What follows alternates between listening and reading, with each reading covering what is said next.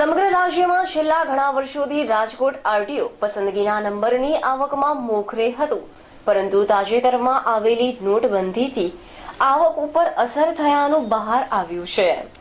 શનિવારે ટુ વ્હીલરની નવી series GJ3JN ખુલી હતી, જેમાં પસંદગીના નંબરની આવક ફક્ત ₹7.68 લાખ જ થઈ હતી, જે અત્યાર સુધીમાં 12 થી 18 લાખ દર મહિને આરટીઓને આવક નોંધાતી હતી.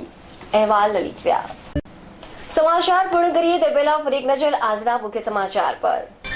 નોટની ચોટ, ઘરમાંથી એક વ્યક્તિ ફરજિયાતપણે બેંકોની લાઇનમાં. એટીએમમાં જ ₹500ની નવી નોટ ભરવા આરબીઆઈની તાકીદ.